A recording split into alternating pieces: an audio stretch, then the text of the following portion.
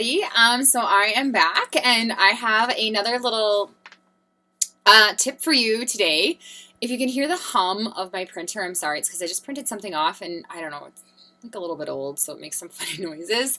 So if you're hearing like this weird humming sound, that's what that is.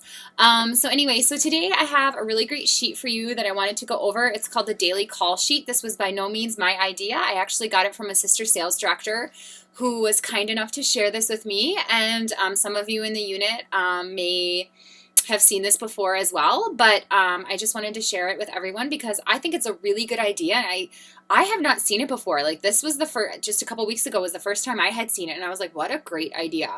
It's really great for organizing you. It's really great for keeping you on track and keeping your keeping yourself streamlined and not getting overwhelmed, because let's be honest, when we have lots of appointments, when we have lots of follow-up, when we are working this business, we can get a little overwhelmed, right? So this is a really great sheet that helps you keep on target with everything, keep yourself organized, and it really helps you from getting overwhelmed, and that's why I really like it. So what this is a daily call sheet, and it looks like this. I don't know, maybe some of you have seen it like a million times over. I have not, so this is like really new to me. And I don't think my unit has seen this. So what it is it's broken down into a few different things. The first is it says like the day, and then it says the 6 most important things.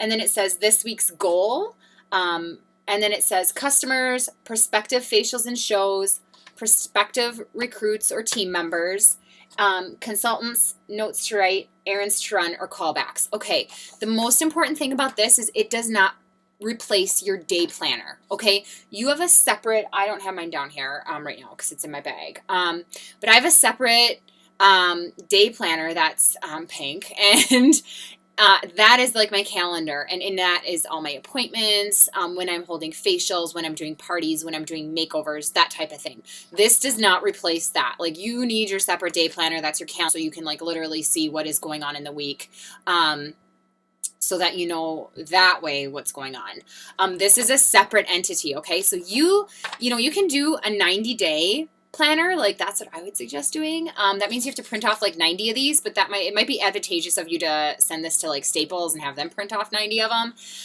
because it's really easy to do that, or wherever you are. I don't know, Copyworks or something like that. I don't think we have Copyworks in Canada, but I'm from the States and I remember Office Depot, Office Max, I don't know, something like that. So one of those stores, Staples is up here. So that's what I do. I just shoot everything there, go pick it up. It's done. It's easy. So you could do 30, you could do however many you need to, but it really is kind of considered the 90-day binder, or 60-day or 30 days. So what you do is you get all these sheets, you hole punch them and get yourself a binder that you can put these in, okay, and get separators for 30, 60, 90. And you start filling it out. So you put the day, Monday the 27th. And the 6 most important things. I'm assuming everybody knows what the 6 most important things are, but just in case you don't, the 6 most important things is something that's very, very Mary Kay, and something that's always taught to us. And it is to prioritize what are the 6 most important things that I get done today. Okay, so you could have 1,000 things that you have to do. Okay, but by writing down the 6 most important things for Monday the 27th, that helps you tackle and focus with laser focus on those 6 things so that you accomplish them. Okay, if you get going with more than that, you're not going to get it accomplished. You're going to be overwhelmed. It's just too much. We all are amazing and can do amazing things, but there's only so much we can do in a day. All right, so this is the 6 most important things. So you want to pick down, what are the 6 most important things for me today? Is it to follow up with so-and-so? Is it to hold this party? Is it to pre-profile this person? Is it to put my inventory order on the shelf? Is it to ship out product to somebody? Do my order, whatever. The 6 most important things for this day only, and it's going to change day to day, today, right? And you know what? Maybe you don't get something done this day. Well, then it needs to be bumped up the list for the next day, right? And that's okay. All right. We just do the best we can. That's all we can do. That's kind of what my favorite thing. I'm an English major, remember? So Tolkien, that was his big thing. We can only do the best that we can do. And if we're trying our best to do the best that we can do, it's okay, and that's okay. And that's what this list is for. The 6 things that you try to do, and get a couple of them done at least, and maybe you're not going to get them all done. That's okay. Then bump them up the list for the next day. 6 most important things go on here. Next, what's this week's goal? Okay, what is it? What's your goal for total sales? What's your goal for appointments, phone calls, and team members?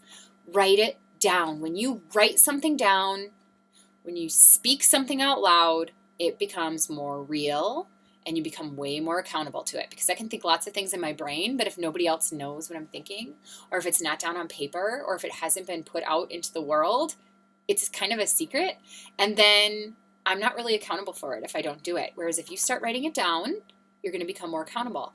And this is this week's goal. So you're going to be writing it 5 to 7 times for that week, depending on how much you work. So maybe you're working 5 days and you write it down 5 times. Okay. And the more you write it, the more it happens. What you think about, you bring about. That's a big Mary Kay thing as well. So write it down every day. What is it? I know when I was doing Cadillac, I wrote down every single day what production we needed left to hit Cadillac. Every single day. Production and team members. I do that every day and put it on a little sticky note, and it's all over the place. By the end of the month, the place is a disaster, but that's my dream that I am writing out there, and it really, really helped, okay? So I find that when you actually write stuff down, you become way more accountable to it, and your chances of hitting these goals actually improve, okay? So write down your goals. It also forces you to have a goal and to set a date, because that's the other thing with goals. There's vision, which is like the big picture, and then there's goals, which is like the bite-sized piece that's broken down to an actual date, and that's what this is kind of forcing you to do, and I think that's really good. So next thing, your customers that you're going to be following up with, the 2-day, 2-week, 2-month, that means you follow up with them in 2 days. Is it the right lipstick color? That's why you follow up in 2 days, right? Is it the right lipstick color? Are you liking the mascara? You haven't had an adverse reaction to anything, that sort of thing.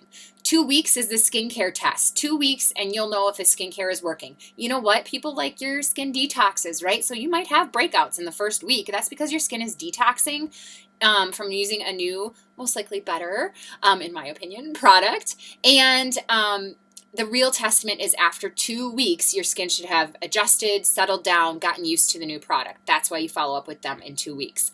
And then the 2-month, I actually do 3 months personally, because we have new catalogs that come out quarterly. So mine is whenever a new catalog comes out, I always contact all my customers, just because they totally deserve to see the new products. And I always say, I do it when the new catalog comes out, because I have a total shoe addiction and purse addiction. So if I had a friend who was specifically a shopper for Nordstrom's, let's say, in the purse or shoe department, and she didn't tell me all these brand new shoes that just launched and that she had access to and she could show me and I could try them on, I would probably kill her. Okay. So this is our job. We have access to these fabulous new products, super on trend. Nobody else really has access to them yet. And it's our job to contact our customers and let them know, hey, I have these amazing new products you can try out. Do you want to get together for coffee? Blah, blah, blah, blah, blah. So that's why I do the 2-day, 2-week, whenever the new catalog comes out, kind of a quarterly thing. So what customers do you have that are on this list that need to be followed up with? Okay, you might only have a couple. You might have 5. You might have 10. We'll split it into 2 days. So then the phone number and then reached. There's nothing really more gratifying to checking off if you if you were able to get in contact with them. I'm a big list person. That's why I like this. Scratch things off. Done and done. Okay, so then the next thing, prospective facials and shows. These are people that have tentatively confirmed with you, and you need to nail it down. Okay, so this person's interested in a party, gave you a tentative date. You need to follow up and nail down that date, get the hostess packet out so that you can literally go from writing it in pencil in your date book to writing it in permanent marker, because this is happening. And so that's the other thing with facials. Same thing. I'm interested in a follow-up. I'm interested in just a facial. Maybe you're doing your 30 faces in 30 days. Perspectives go here and you contact them. Next is the prospective team members. Are these people that you need to set up a chat with your director? Are these people that you're going to have coffee with? Are these people that just even need an information packet? That sort of thing. So who do you have on this list that are potential team members for yourself? Their names get written down here. And then next, consultants. that, you know, you need to follow up with. This is more for if you're a director, I think. I don't really remember this part of it, but I feel like this is if you're a director and there's consultants that you are specifically working with, because we usually try to work very closely with 5 consultants a month. That's what we do. We can't work very closely with 100 consultants a month, but we dedicate ourselves to everybody as much as they want our attention. We are willing to give it. So we have to kind of break it down that way. So who are the 5 consultants we're going to work with this week or whatever? That's if you're a director, fellow directors, sister directors out there. Notes to write. Just notes that you're making based off of these phone calls. You know, wasn't able to get hold of so-and-so out of town in Florida for like 2 weeks or something like that. You can make some notes. And then errands to run or callbacks. What do you have products to deliver? Do you have to pick up stuff for your foot spa appointment? Do you have goodie bags you're making? That sort of thing. Okay, so this is just a day. So you do this every single day. It keeps you so organized, right? Like think about this. How organized would you feel if every day have this done and you know what you're doing? And you can really do this ahead of time. So like on Sunday night, let's say you sit down Sunday night and you print off 7 of them, or maybe you have them all printed off, 5 of them, whatever, and you write this down and you kind of project your whole week. And you might have to make notes each day if you weren't able to do all 6 of your things, or if you weren't able to get a hold of somebody, or if, you know, something happens in life. Remember, we're faith, family, career third. Things happen and this could be on the back burner for whatever reason. So if you need to adjust, that's okay, but it is totally cool to like project your week and write things down that you know you need to get written down. Like, you know, maybe on Friday the 31st, I know that I need to deliver product to Susie Q. Something like that. So this is the daily call sheet, and I think it's really great. You just put it in a binder and here you go. This makes you accountable. This makes you organized. That's one of the biggest things I can tell you. If you are organized, as you look at my shelves are kind of a mess right now. Sorry. If you're organized, I feel like you're more efficient and you work better. I know I was really disorganized for a really long time, and sometimes I still am. But whenever I'm organized, I really get going with things. I get in a flow. My systems are in place and I seem to work better and be more efficient. It's about working smarter, not working harder, right? So this is going to help you work smarter. Okay, so I hope that this helps. I will post this as a link that you can go ahead and print off a bajillion of them if you need them, or like I said, send them somewhere and get them to print it off for you. And yeah, and then get yourself a really pretty binder, and it's your daily call binder, and it'll keep you organized. So I hope you all are having a really great day, and I will talk to you all soon.